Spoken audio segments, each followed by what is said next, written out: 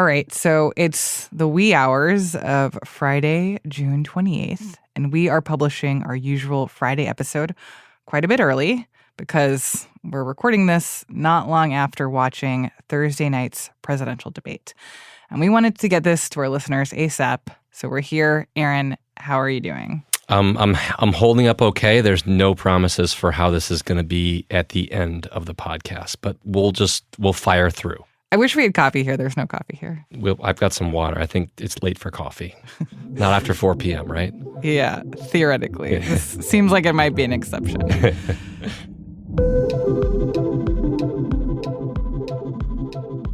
So welcome to The Campaign Moment. I'm Martine Powers, co-host of Post Reports. And I'm Aaron Blake, senior politics reporter and author of the Campaign Moment newsletter. And I have to say, this feels like quite a campaign moment, right? Like a momentous moment. This is the first time a current president has debated a former president. It was very early for a general election presidential debate. These things usually don't happen in June. It was hosted by CNN in Atlanta, we should point out. But I just want to start by diving right in. Aaron, the obvious question that I have is, how did this go, especially for President Biden? Yeah, that is the focus after this debate and will be the focus in the days ahead. The question with President Biden, despite Democrats trying to avoid it for a very long time, has been whether President Biden will look vigorous enough, will assure people who have concerns about his age and mental sharpness, which is a strong majority of the American electorate. It includes Democrats, lots of Democrats. And they had some hope after the State of the Union address in March. It was an energetic speech. It went relatively well for President Biden.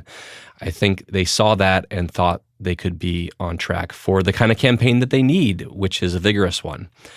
This debate is, I think, the most significant moment of the campaign so far, could be one of the most significant moments of the campaign writ large when we look back on it, because it is the moment in which Democrats' fears about how Biden's age could play really were driven home. It was a stumbling debate. President Biden struggled to get his words out. He couldn't finish his points at certain points. It confirmed everything that Democrats had kind of strained to avoid about his ability to carry the torch forward. And I just want to point out that this felt particularly palpable, like right at the beginning, that it set this tone of, I don't know, uncertainness. And then you had this one particular moment where Biden was really struggling. Aaron, can you explain a little bit about like what was happening in this moment, what the context was? Yeah, so Biden was actually given a chance to respond to a question about the national debt, which Trump had answered before him. Let's listen to that tape. And again, this is from the CNN presidential debate. We'd be able to help make sure that all those things we need to do, child care, elder care, making sure that we continue to strengthen our healthcare system, making sure that we're able to make every single solitary person eligible for what I've been able to do with the with the COVID, with dealing with everything we have to do with, look, if we finally beat Medicare. Thank you, President Biden. President Trump? And you just have to imagine, like, that's the moment where a lot of Democrats, like, hearts sank.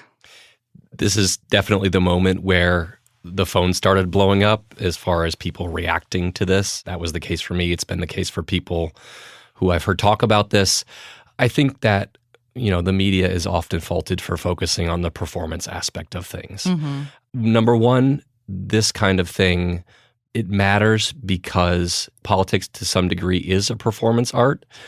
But the moments that like this that matter are when people's preconceived notions are just confirmed all at once. This moment, it wasn't just Biden struggling to get his thought out. It was him using the wrong words. And then the punctuation mark was Jake Tapper, the moderator, signaling that the time had run up, that he ran out of time. He couldn't finish his thought.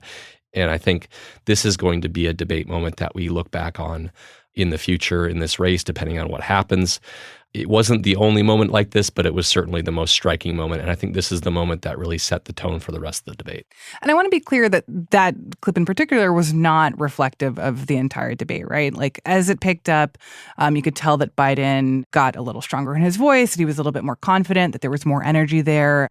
But at the same time, it did feel like he continued to not land some of those central points that you would think were like the slam dunks for him in this campaign, particularly when it comes to abortion, right? Like this, and we'll talk more about abortion in terms of how Trump framed the issue. But listening to him talk about this issue that is supposed to be so animating for Democrats and really struggle to like make sense of what he's trying to say, it wasn't great for him. I supported Roe v. Wade, which had 3 trimesters. The first time is between the woman and the doctor. Second time is between the doctor and an extreme situation. The third time is between the doctor, between the woman and the state. Like, you could argue he should have a better line than that. Right. You can look at the transcript of that and you can kind of figure out what he was trying to say with it. But, if you're watching that debate, if you're a casual voter who hasn't really tuned in, you're not really going to be able to make heads or tails of that. And I think that was a lot of the performance. It wasn't necessarily the first clip that we played where he just couldn't finish his thought, period.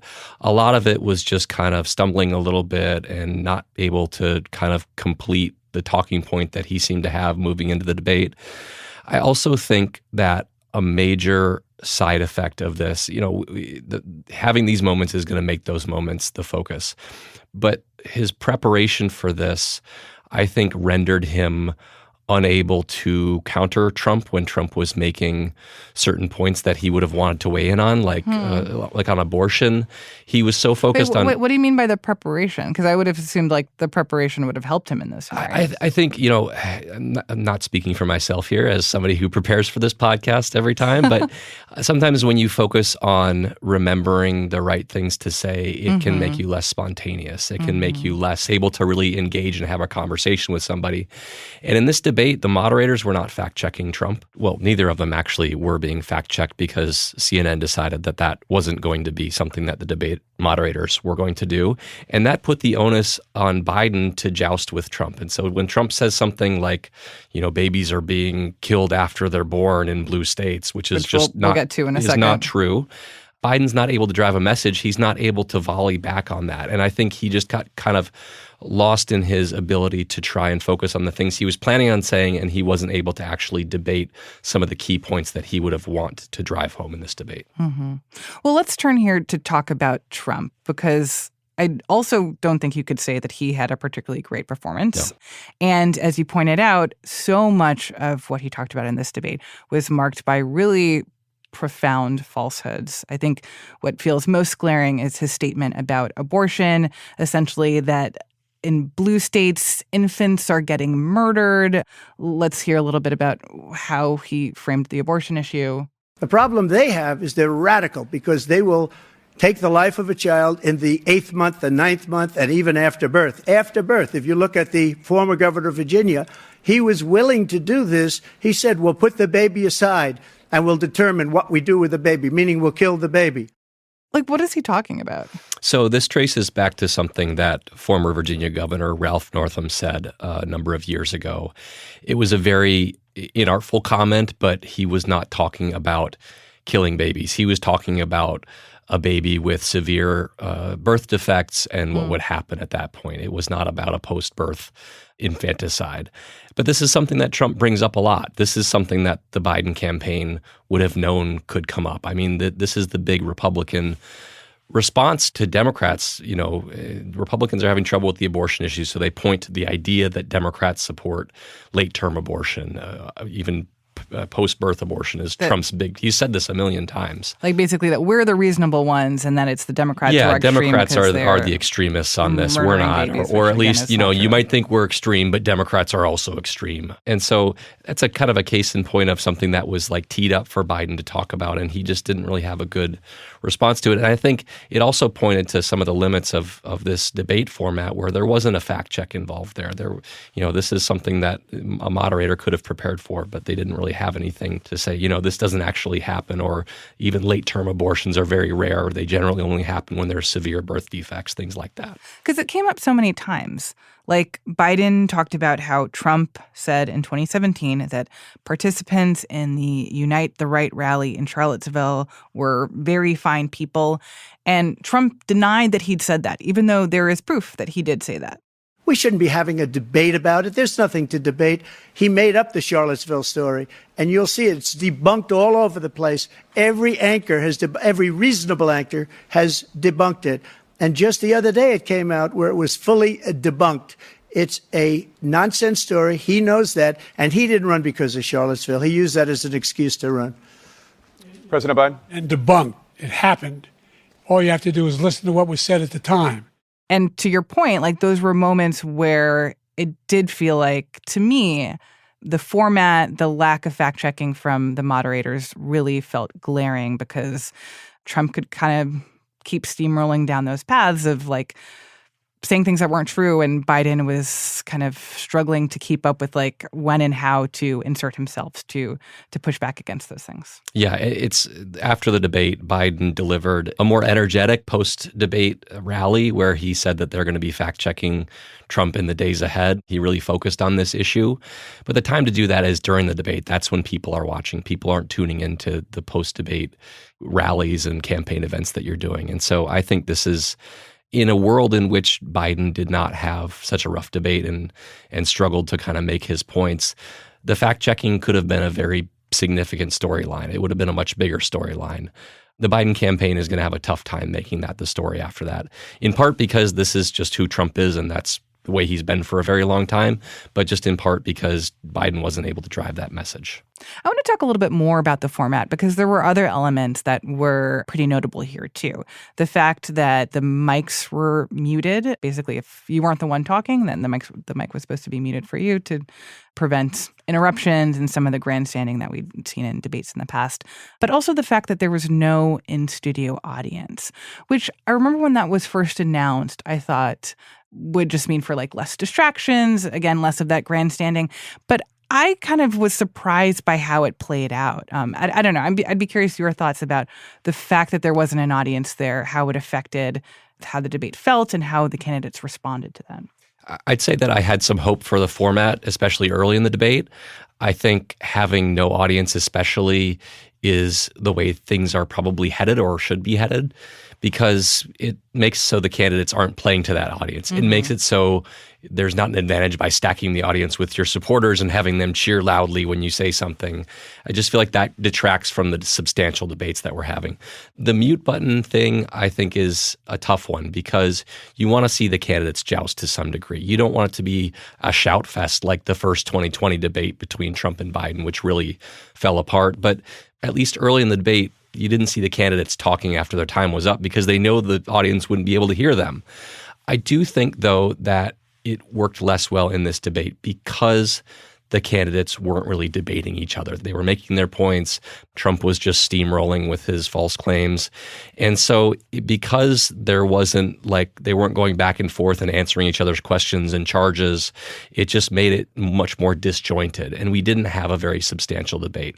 We didn't learn much about where the candidates stand on the issues in this debate. It was largely a regurgitation of the things that they've said before. And so even aside from the kind of, who's up and who's down after this debate, it just wasn't really a good demonstration of what the campaign is truly about. Yeah, even tonally, I felt like the moment when they first walked out on the stage and you expect to hear applause and there was no applause, and it felt kind of dead. It was weird. The candidates didn't seem to know what to do with it either. They just kind of stood around and looked at each other a little bit, maybe like, where am I supposed to be looking kind of thing. Yeah. And I felt like it sucked the energy out of at least the beginning of the debate in a way that I do wonder if it had a particular effect on Biden, or what his energy level would have looked like if he had that audience feedback. And I think maybe in some ways played to Trump's strengths, or at least made Trump the discipline enforced by the format helped Trump seem more disciplined. Exactly. I'm really glad that you brought that up. I mentioned the first debate in 2020, and that was a debate in which Trump constantly interrupted Biden. I think he's even acknowledged after the fact that his conduct in that debate did not help him. And we saw a more subdued Trump, not completely subdued because it's Trump, but we saw a more subdued Trump in the future debates after that in 2020. I think the mute button did play to Trump's strength because it didn't even give him the chance to do that. He is somebody who does like to joust. He is somebody who likes to mix it up. And he didn't even have that chance. I've heard from people who said they would have preferred that there wasn't a mute button because it would allow Trump to have moments in which he would seem overzealous and like a bully and things like that. Mm-hmm. And this really took it off the table. I think that if the Biden campaign had to do this all over again, they would probably not want the mute button to be a part of this. Interesting. Well, Aaron, you mentioned jousting. I think we're going to take a quick break, but after, let's talk a little bit about the jousting that did happen. We're going to hear that in just a second. We'll be right back.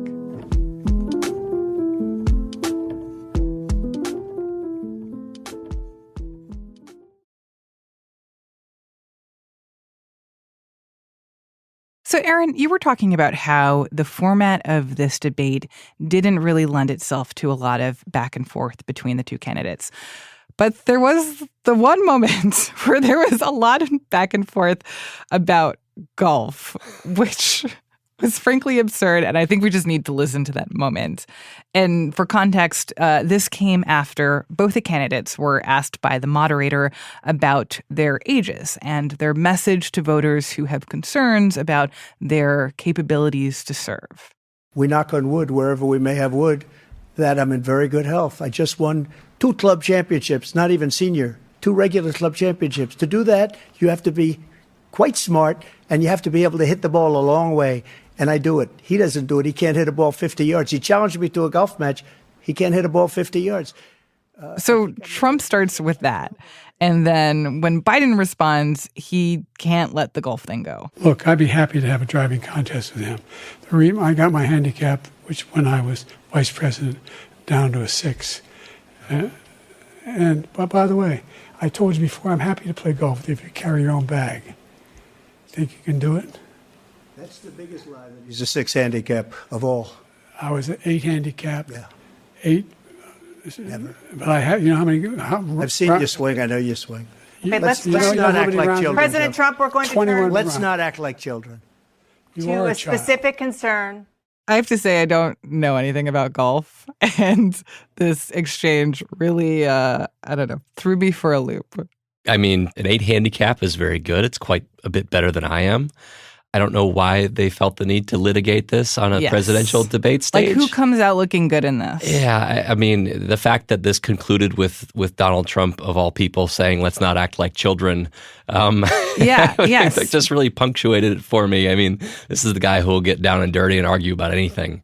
This was it was a lighter moment maybe in the debate, but it was also telling that this was like the one thing that they really argued about and had like a back and forth about after a lot of kind of just talking about their own things and not really responding to the other one. And I think like speaks to the feeling of like unfocusedness, like of all things, like this is what you're going to spend your time, your valuable time on this incredibly high profile stage is like, we're going to argue about golf and like, what are you not arguing about? What are you not focused on, like trying to deliver the message on? Yeah, this is a talking point that Biden has brought up before. He's challenged Trump to carry his own bag, basically suggesting that Trump is not capable of doing that. As what he's trying to do is say that Trump is not as youthful and physically fit relative to President Biden as he might lead you to believe. I think there's been some talk about a push-up competition or something like that. But the fact that this was part of a presidential debate, I think, is pretty remarkable. And the fact that the two candidates decided to eventually argue about this was pretty remarkable. But I did want to ask you, Aaron, what were the moments where you felt like these candidates were playing to their strengths? Because for me, at least in terms of Biden's performance, I did feel like the moments where he was talking about issues of democracy, issues of January 6th, issues of Trump's legal problems, like those were the moments where I felt like you could see Biden start to land some punches. We saw with our own eyes. We saw what happened on January 6th. We saw the people breaking through the windows. We saw people occupying his own vice president. Look, there's a reason why 40 of his 44 top cabinet officers refused to endorse him this time. His vice president hasn't endorsed him this time. So why? Why? They know him well. They serve with him. Why are they not endorsing him? Yeah, I think that's exactly right. If there's, in another world, these are the things we're talking about. The Biden campaign has during the Manhattan trial, they were kind of reluctant to weigh in too much on this, but now that's over and they seem to be more comfortable with it. This was bringing these issues to people who maybe haven't consumed them a whole lot. And I thought that Biden was relatively strong on mentioning the substance of Trump's various legal issues. So he mentioned molesting E. Jean Carroll. He mentioned sex with a porn star in the Manhattan criminal trial. Think of all the civil penalties you have. How many billions of dollars do you owe in civil penalties for molesting a woman in public, for doing a whole range of things, of having sex with a porn star on the night while your wife was pregnant? I mean, what are you talking about? You have the morals of an alley cat. Give you a minute, sir. I didn't have sex with a porn star, number one. Number two, that was a case that was started and moved. They moved a... Yeah, it was the rare moment where he had Trump on his heels. Trump felt compelled to deny that he had a tryst with Stormy Daniels. If you ever would have thought that a presidential candidate would have to stand on a debate stage and say, number one, I didn't have sex with a porn star. Think about that moment 8 years ago before the Trump, presidency ever began, that we would ever get to that point. It's a pretty striking moment. And so I think that's where Biden was strongest, but it was kind of clouded over by everything else. What were the moments where you thought Trump was strongest, or more specifically, most persuasive? When we think about this narrow swath of Americans who are not sure whether they want to vote for Biden or Trump or either, or they're just going to sit the whole thing out. What were the moments where you felt like Trump articulated arguments that you think would be appealing to some of these voters who aren't completely on board with the way that he does things? One of the things that I was really struck by in the debate is how much inflation came up. This was the subject of an early question from the moderators, and Trump kind of came back to it over and over again in a way that seemed to be obviously calculated, knowing that this is one of President Biden's biggest liabilities, and it certainly is one of his biggest liability. The one moment that I thought was particularly noteworthy here was where Trump mentioned Biden's claim that he basically inherited this level of inflation, that it was at 9%. This is something that Biden has been saying repeatedly on the campaign trail, even though it's not true. And Trump called him out on that. He also said he inherited 9% inflation. No, he inherited almost no inflation, and it stayed that way for 14 months. And then it blew up under his leadership because they spent money like a bunch of people that didn't know what they were doing, and they don't know what they were doing. It was probably the worst administration in history. So Trump was able to fact check Biden, but Biden wasn't really good at fact checking Trump in this debate. And I think that was just a little clarifying moment about this whole thing. Okay, so thinking ahead to what happens now, how do you think both of these campaigns are reacting to the two performances from their candidates? The Trump campaign is definitely going to be on a high after this. They were already the more kind of buoyant of the two campaigns and the more confident. And his opponent came into this debate with the big question being about his age and his ability to carry the torch forward. And I think it's going to lead to a significant debate within the Democratic Party about what happens next. There's been... What do you mean by that? What happens next in what way? I have not seen the Democratic Party engaging in the idea that this is a real problem for Biden. The age thing is a real problem for Biden, like they are doing. They did on Thursday night. Now it's Friday morning. They've tried to avoid this issue. Now they're starting to talk about it. And I think that's a recognition that they can't avoid this anymore. They have to talk about it. I don't know. They probably don't know what they're going to do about it. What's the point of talking about it? What's the potential answer here? I mean, there's going to be talk about whether they can get another candidate in. I don't know how viable an option that is, but it's going to be something that's going to be talked about more in earnest. The Democratic National Convention is not until mid-August, so there's some time there. That usually doesn't happen with a debate because they're usually after the conventions. The actual process of getting a replacement in is very difficult. Would you go with Vice President Harris, or would you, she's not very popular in her own right. Would you try to get somebody in besides her, but then they'd be leapfrogging the first black vice president in history? It's a very difficult conversation to have, but I would suspect that this is going to be happening at least behind closed doors. Wow. Democrats are panicking about this in a way that they haven't panicked about this. Maybe there was some panic going on privately, but now they feel the need to have it this conversation publicly. And I think that the coming days are going to be really instructive on that front. They're going to watch the polls probably and see how this plays.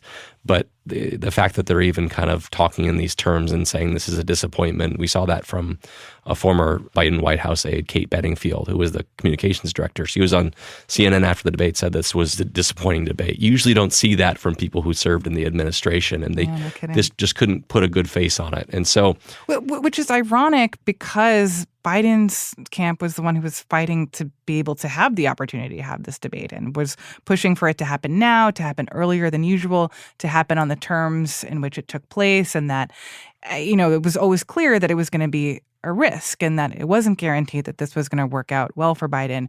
But you can see the flip side of this, of they hoped that this would be an opportunity to inject energy into the campaign and to kind of dismiss these concerns about Biden's age from this point in the campaign going forward, and that this debate has not solved those problems for them. Yeah, I mean, having the debate early in one way, the optimistic case for Biden is that you can move beyond this. It'll be distant by the time people are actually voting. I think what you're likely to see from Democrats is not a whole lot of faith that it's going to get better in the next debate, which is much closer to when people are actually voting. Well, and that's my question, too, in the world, which I believe is the much more likely world where Biden remains the candidate throughout the rest of this campaign. Like, is he actually going to do that second debate? Like, do we think that he's going to want an opportunity to redeem himself, or is there a sense of like one was enough and we don't need to do this again? I think it'd be very hard to pull out of that second debate now that you've already agreed to it. If you hadn't agreed to it beforehand, maybe you can kind of, say we can't come to terms on the certain terms of this debate. They set the debate. If they pulled out of the debate now without a really good excuse, it would look like weakness, and it would look like they just don't want a repeat of what just happened. And I think they'll look at that debate and see it as an opportunity to right the ship, have a better performance than he had on Thursday night. And they may not get that, but they'll feel the need to actually have that. All right. Let's leave it there. It's late. We have to go it's home early, and go actually. to It's sleep early. at some point. Aaron, thank you so much for taking the time to talk with me. Thank you. And don't forget to subscribe to the Campaign Moment newsletter. You can find a link to the Campaign Moment newsletter in our show notes and at postreports.com. Aaron Blake is a senior political reporter. That's it for this week on the Campaign Moment. If you're tuning in via Post Reports, we will keep bringing you these conversations most Fridays. And you'll hear more from Aaron and our other colleagues by also following the Campaign Moment show feed itself. Be sure to look that up wherever you're listening and hit follow. Today's episode was produced and mixed by Ted Muldoon, with production also from Laura Benshoff. It was edited by Renita Jablonski. Our team also includes Maggie Penman, Rena Flores, Lucy Perkins, Monica Campbell, Alana Gordon, Ariel Plotnick, Bishop Sand, Rennie Svirnovsky, Sabby Robinson, Emma Talkoff, Sean Carter, Peter Bresnan, Allison Michaels, and Elahe Izadi. I'm Martine Powers. Thank you so much for being here with us on this early Friday morning episode. We'll be back in your feed soon with more of the latest reporting from the Washington Post.